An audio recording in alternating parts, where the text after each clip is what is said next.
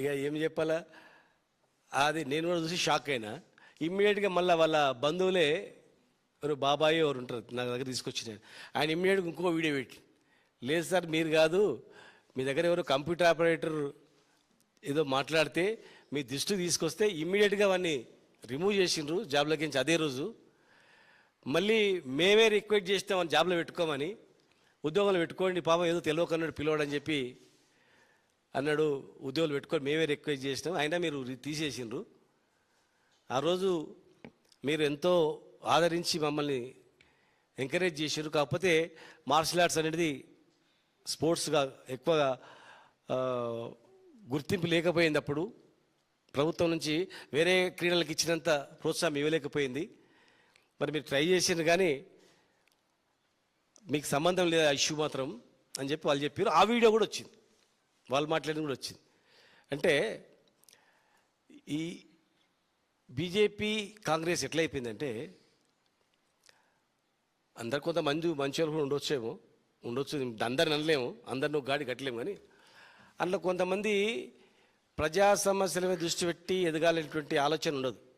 కొంతమంది లోఫర్గాలు అంటారు చూడు, చిచ్చరగాలు చేసే పని అనమాట. అంటే ఎదుటి వ్యక్తిని డ్యామేజ్ చేయడానికి, వాడిని డ్యామేజ్ చేస్తే ఎదుగుతా అనుకుంటారు అనమాట. అరే వాడిని డ్యామేజ్ చేస్తే నేను ఎదిగిపోతా అనుకుంటారు. కానీ నిజం నిలకడని నిలుస్తాయి కదా. ఆ వీడియో వచ్చింది, ఇమీడియట్గా మళ్ళీ వాళ్ళే వరుసలో ఇంకో వీడియో పెట్టిండ్రు. ఏం మాట్లాడినది అది, నాకు సంబంధం లేని ఇష్యూ అది.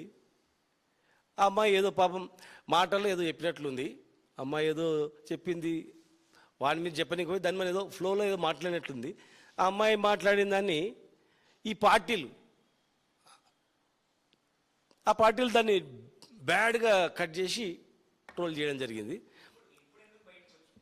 అది 3 సంవత్సరాలు మాకే అర్థం కాల. ఇప్పుడు వేల మంది కలుస్తుంటారు, రోజు 100 మంది కలుస్తుంటారు. అంటే ఇప్పుడు ఎందుకంటే ఇప్పుడు బీఆర్ఎస్ పార్టీ అనేది ప్రజలలో ఎదుగుతూ ఉంది, ఆదరణ చూడలేక. తర్వాత మేము సమస్యల మీద బీసీ జనగణనలో మీరు చేరుస్తానో ఎందుకు చేర్చలేదు, బీసీ కులాల జాబితా,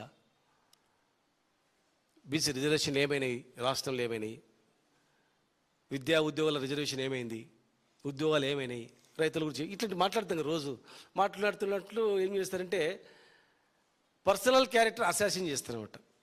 కొందరు కాపెట్టుకుంటారు గుంతకాడి నక్కలాగా, అబ్బా దొరికారా ఇది పబ్లిసిటీ చేద్దామని. కానీ అబద్ధాలను ఎన్నిసార్లు పబ్లిసిటీ చేయగలుగుతారు చెప్పండి. ఆ అమ్మాయి ఏదో తెలియక ఫ్లోలో ఏదో మాట్లాడింది, పేషిలా అని చెప్పడానికి పోయి అన్నదో ఏమన్నదో దానిమని. అమ్మాయి అన్నదాన్ని దాన్ని అన్ని ఇంటర్వ్యూ పక్క పెట్టి దీన్ని ట్రోల్ చేసి ఇదన్నీ కొంతమంది 2 పార్టీలు అఫీషియల్ ట్విట్టర్లో పెట్టి చేయడం, ఇటువంటివన్నీ కూడా చీప్ ట్రిక్స్. దీన్ని న్యాయపరమైనటువంటి యాక్షన్ తీసుకుంటాం. చట్టపరమైనటువంటిది ఖచ్చితంగా మేము చట్ట ప్రకారం ఏం చేయాలో మా అడ్వకేట్స్ కూడా మాట్లాడుతున్నాం. వాళ్ళు ఆ 2 పార్టీలు పబ్లిసిటీ చేసిన దాని మీద మేము ఏ రకంగా చేయాలనేది లీగల్గా యాక్షన్ తీసుకుంటాం. అలా అటువంటిది అన్నీ కూడా